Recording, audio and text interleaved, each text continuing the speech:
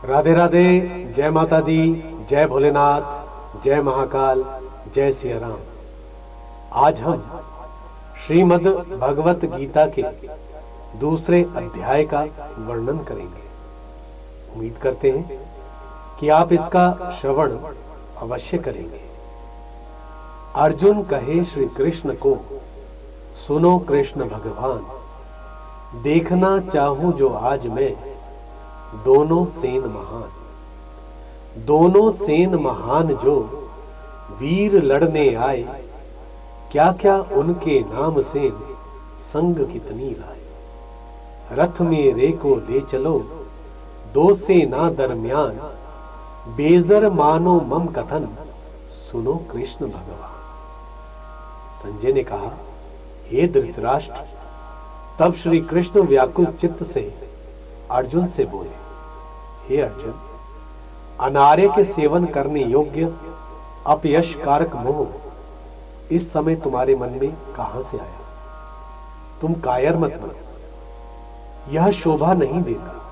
तुम हृदय की दुर्बलता का त्याग करके युद्ध के निमित्त खड़े हो जाओ। अर्जुन ने कहा, हे मधुसूदन, मैं रण में पूज्य भीष्म और द्रोणाचार्य के ऊपर बाण प्रहार कर कैसे युद्ध करूं। गुरुजनों को मारकर इनके रक्त से सने भोगों को कैसे भोगूं। हम नहीं जानते कि संग्राम में हम दोनों में से कौन जीतेगा। यदि हम जान भी लें तो भी जिनको मारकर हम जीवित रहना नहीं चाहते, वही धृतराष्ट्र के पुत्र हमारे सामने प्रस्तुत है। मैं आपसे पूछता हूं कि जिससे निश्चय करके मेरा भला हो, वह मुझे समझाकर कहिए, क्योंकि मैं आपका शिष्य हूं।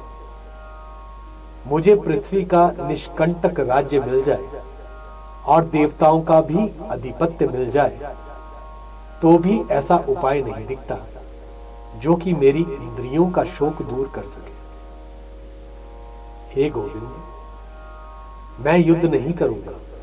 यह कहकर अर्जुन चुप हो गए। संजय ने कहा, हे राजन, दोनों सेनाओं के मध्य खिन्न होकर बैठे अर्जुन से श्री कृष्ण ने ये वचन कहे कि हे अर्जुन, जिनके लिए शोक नहीं करना चाहिए, तुम उनके लिए शोक क्यों करते हो और पंडितों जैसे वचन क्यों कहते हो, जबकि पंडित लोग न तो मरों का शोक करते हैं और न ही जिंदा लोगों का। यह बात असंभव है कि मैं पहले न था, तुम न थे और ये राजा भी न थे और इसके बाद भी नहीं रहेंगे। जैसे देहधारियों की इस देह की लड़कपन, जवानी, बुढ़ापा ये अवस्था होती है, वैसे ही मृत्यु के बाद दूसरी देह की भी यही अवस्थाएं होती हैं। इसलिए पंडित लोग मोह को प्राप्त नहीं होते हैं। हे नरश्रेष्ठ, सुख दुख को समान मानने वाले जिस वीर पुरुष को यह बाह्य पदार्थ कलेश नहीं देते, वह मोक्ष पाने का अधिकारी है। असत वस्तु का कोई अस्तित्व नहीं है और सत्य का कोई अभाव नहीं है। इस प्रकार इन दोनों को तो तत्वज्ञानी पुरुषों ने देखा है, जिससे सारा संसार व्याप्त है। उसको अविनाशी जानो, क्योंकि इस नाश रहित आत्मा का विनाश करने में कोई समर्थ नहीं है। अतएव हे भारत, तुम युद्ध करो। जो पुरुष इस आत्मा को मारने वाला तथा जो मरने वाले मानते हैं, वे दोनों ज्ञानी नहीं हैं, क्योंकि आत्मा न मरती है न मारती है। आत्मा न कभी जन्मती है और न कभी मृत्यु को प्राप्त होती है। नष्ट होने पर भी वह नाश को प्राप्त नहीं होती। जो पुरुष इस आत्मा को नित्य अविनाशी, निर्विकार और अजन्मा जानता है, वह किसको घात कराएगा और किसको मारेगा। जिस प्रकार मनुष्य पुराने वस्त्र को फेंककर नए वस्त्र ग्रहण करता है, ठीक उसी तरह आत्मा भी पुरानी देह को छोड़कर नई देह धारण करती है। आत्मा को शस्त्र नहीं काट सकते, अग्नि जला नहीं सकती और जल भिगो नहीं सकता। यह अविनाशी, सर्वव्यापी, स्थिर, अचल और सनातन है। यह इंद्रियों से जानी नहीं जा सकती, इसलिए ऐसा जानते हुए तुम्हें शोक नहीं करना चाहिए। हे महाबाहो, यदि तुम इस आत्मा को नित्य जन्म लेने और मरने वाली मानते हो तो भी तुम्हें शोक नहीं करना चाहिए, क्योंकि जो जन्मा है उसकी मृत्यु निश्चय है और जिसकी मृत्यु हुई है उसका जन्म निश्चय है। इसलिए जो बात अनिवार्य है उसके लिए सोच करना व्यर्थ है। वह जन्म लेने से पहले क्या था किसी को मालूम नहीं, और मरने के बाद क्या होगा कोई नहीं जानता। ऐसी दशा में किसी बात की सोच करना क्या तुमको उचित लगता है? इस कारण सब प्राणियों के विषय में तुमको सोचना नहीं चाहिए। अपने धर्म को ही सोचकर तुमको घबराना शोभा नहीं देता, क्योंकि क्षत्रिय को धर्म पूर्वक युद्ध से और कुछ भला करने वाला नहीं है। हे पार्थ, बिना इच्छा किए स्वर्ग का द्वार रूप यह युद्ध तुमको स्वतः ही प्राप्त हुआ है। ऐसा सुअवसर भाग्यवान क्षत्रियों को ही मिलता है। यदि तुम अपने धर्म के अनुसार इस संग्राम को नहीं करोगे तो अपना धर्म और बढ़ाई खो बैठोगे।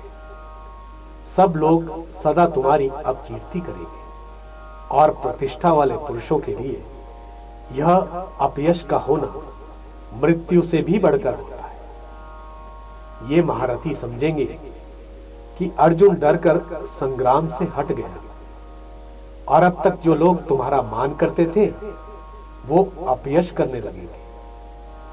शत्रु लोग तुम्हारे पराक्रम की निंदा करते हुए अनेक प्रकार के दुर्वचन कहेंगे। इससे बढ़कर दुख तुमको और क्या होगा?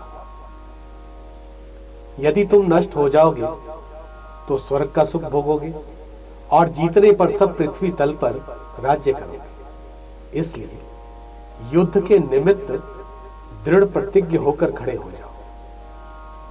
सुख, दुख, लाभ, हानि, जय, पराजय, इनको समान समझकर लड़ने के लिए तैयार हो जाओ। ऐसा करने से तुम पाप को प्राप्त नहीं होगे। हे पार्थ, यह ज्ञान उपदेश ज्ञान योग के विषय में तुमसे कहा गया। अब निष्काम कर्म योग के विषय में सुनो। जिस ज्ञान को पाकर कर्म बंधन से तुम्हारी मुक्ति होगी। कर्म योग मार्ग एक बार प्रारंभ किए बिना कर्म का नाश नहीं होता और विघ्न पड़ने पर भी शुभ फल ही देता है। और इस कर्म का केवल प्रारंभ ही संसार के भय से छुड़ाकर पूर्ण ब्रह्म कहलाता है। निश्चय करने वाली बुद्धि इस निष्काम कर्म में एक ही है और कामना वाले पुरुषों की बुद्धि एकाग्र नहीं रहती। हे अर्जुन, अज्ञानी उस पुष्पिता वाणी को ही स्वर्ग सुख से बढ़कर कुछ नहीं समझते। स्वर्ग सुख को ही उत्तम पुरुषार्थ समझते हैं। उनकी कामनाओं से चित्त व्याकुल होने के कारण निश्चयात्मक बुद्धि मोक्ष साधन की नहीं उत्पन्न होती और इस कारण उनका चित्त भोग आदि में सदैव निमग्न रहता है। जिन मनुष्यों का चित्त इस प्रकार मोह लिप्त है और जिनकी आसक्ति भोग, विलास, ऐश्वर्य में है, ऐसे पुरुषों के अंतःकरण में निश्चयात्मक बुद्धि नहीं होती है। हे अर्जुन, अनेक जलाशयों में मनुष्य का कार्य सिद्ध नहीं होता। बड़े जलाशयों से वे सब प्रायोजन अनायास ही सिद्ध हो जाते हैं। उसी तरह संपूर्ण वेदों में कहा हुआ काम, कर्मों का फल ब्रह्म में भक्ति रखने वाले मनुष्य को सहज में ही प्राप्त होता है। तुमको केवल कर्म करना चाहिए, फल तुम्हारे अधिकार में नहीं है। तुम न तो फल की अभिलाषा से काम करो, न निकम्मे ही रहो। फल की आशा त्याग कर कार्य की सफलता को समान मानकर तुम योगस्थ होकर कर्म करो। बस बुद्धि योग सहित कर्म से अन्य कर्म अत्यंत हीन है। इसलिए तुम बुद्धि योग का आश्रय ग्रहण करो। फल की इच्छा रखने वाले निकृष्ट होते हैं। निष्काम करने वाला पुरुष ईश्वर कृपा से इसी संसार में सुकृत तथा दुष्कृत इन दोनों ही का त्याग कर देता है। इसलिए तुम निष्काम कर्म में प्रवृत्त हो। कर्म फल को त्याग कर ही बुद्धियुक्त ज्ञानी पुरुष जन्म बंधन से हटकर मोक्ष को प्राप्त होंगे। जब तुम्हारी बुद्धि मोहबंध से बाहर निकल जाएगी, तब तुम्हारा मन आगे सुनने वाली तथा बीती हुई बातों से विरक्त हो जाएगा। जिस समय वह निश्चल होकर आत्मा में स्थित होगा, तभी तुमको तात्विक ज्ञान प्राप्त होगा। अर्जुन ने पूछा, हे केशव, आत्म स्वरूप में निश्चल बुद्धि वाला किसको कहा गया? उसके लक्षण क्या हैं? श्री कृष्ण बोले, हे अर्जुन, जो महापुरुष मन की सब कामनाओं को त्याग देता है और अपने आप ही प्रसन्न रहता है, उसको निश्चल बुद्धि कहते हैं। दुख में किसके मन को खेद नहीं होता और सुख में किसको आसक्ति नहीं होती, और प्रीति, भय, क्रोध जिसके आते जाते रहते हैं, वह आत्मा स्थिर बुद्धि वाला मुनि कहलाता है। जो शुभ पदार्थ प्राप्त होने पर हर्ष नहीं करता, अशुभ से अप्रसन्न नहीं होता, उसी को स्थिर बुद्धि जानना चाहिए। और कछुआ जैसे अपने अंगों को सिकोड़ लेता है, उसी तरह जो पुरुष अपनी इंद्रियों को विषयों से हटा लेता है, उसी की बुद्धि स्थिर जाननी चाहिए।